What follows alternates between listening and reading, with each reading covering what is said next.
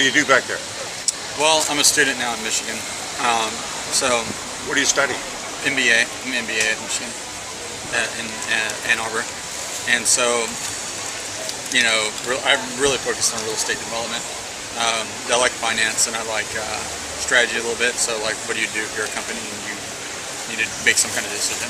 So those are kind of three things where I'm from. So I assume you've read Trump's books then, being that Trump's books? Yeah. I mean, The Art of the Deal is the only one I'm aware of. Oh no, he's written several, but being a developer, I mean, it's pretty much what you're into too, right? Oh, yeah, okay, that's actually an interesting point.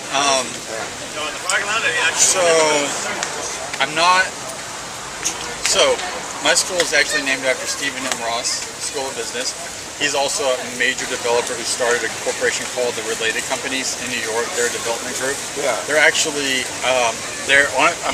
honestly, they're extremely elite. They only work in very specialized markets. And so here's what I'm getting at. Like, I know Stephen Ross because I did a project with him and his organization as part of my school. That name sounds very familiar to me. He's done a lot. They've done a lot. I mean, they're doing right now. They're actually doing a project called Hudson Yards in New York City, and it's the largest single project ever in the history. One single project in the history of New York ever. They have 40 acres on Manhattan Island. It's not a $40 billion project. It's a 21 to $30 billion project, single-handedly. Somewhere in there, I mean, it's a 20-year project. And you're involved in this? I volunteer. I didn't volunteer. I worked for his company in New York doing an extension portion of that project in March, April, and part of May. Anyways, the reason I bring that up is so I have two perspectives on Trump because Stephen Ross also knows Trump, and I think Trump is more of a marketer than a visionary. And like when I look at a developer like Stephen Ross, who is really heavily, I mean, this guy's 80 years old, he's still involved in his design work every day. I mean, he went from literally nothing to, they're a private company. I actually don't know how many billion, I don't know what they're worth. I've had to guess they're probably worth 15 billion as a company. I mean, Stephen Ross is still a true visionary. And I just, so when I look at that, I'm like, I feel like Trump is a shill in his industry. He is a superb marketer. Superb, like brilliant marketer. I think he is probably more of a developer. Ross would have more gravitas, is what you're trying to say. Ross's impact on New York and all the industries he's worked in, so LA, Shanghai, parts of Florida, Chicago, he will have a more beneficial effect, in my opinion, on those cities after he's gone. And he's already had a more beneficial effect. Like I went to Trump Tower, it's not that great. It sounds like good.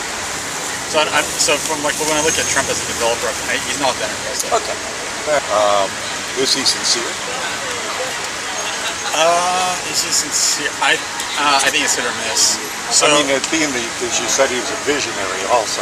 I see a also lot of Trump. both of them. I think there's a bit of that in Trump too, but I also think being what he is, being out there, projecting himself out there like he does. He's got that ego to do that. That's what he's always been. He's never hidden that. That's part of the persona. Sure, we've seen some early interviews in the 80s. Yeah, I mean, he's never hidden that. He is what he is.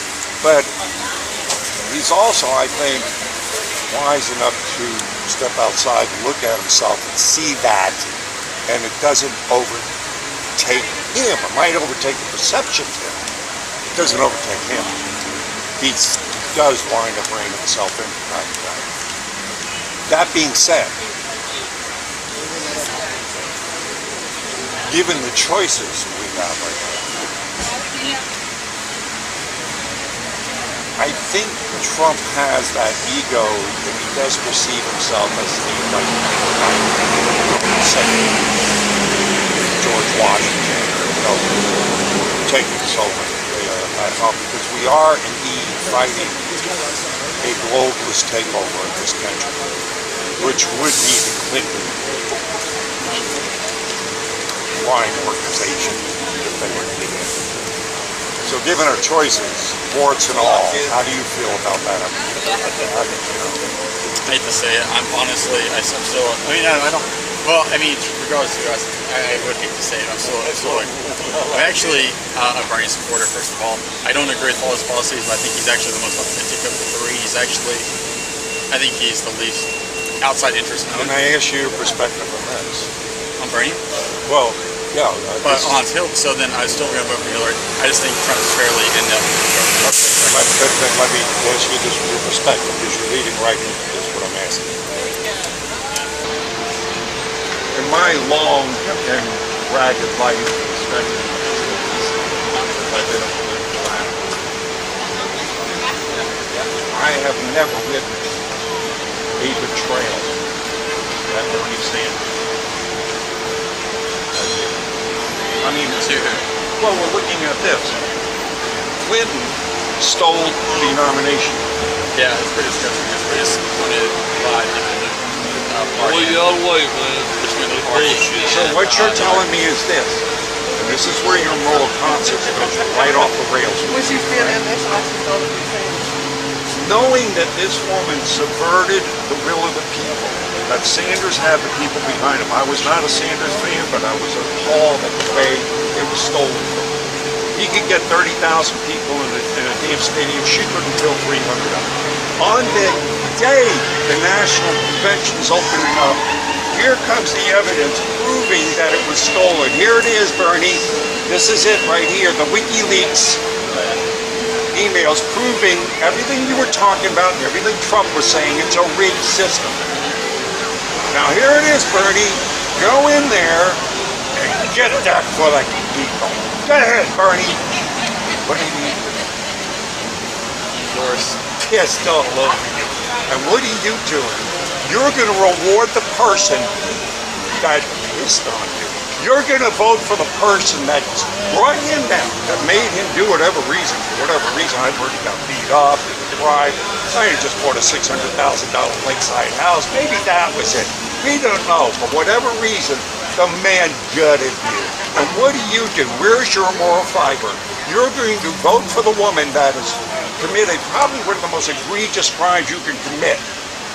Pissing on the people. We got one thing in this damn country. One thing, we got our vote.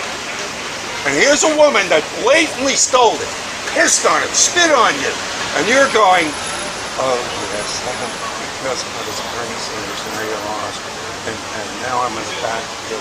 Sir, you had me up until you said that. Everything else from now on out, I cannot hold Trump.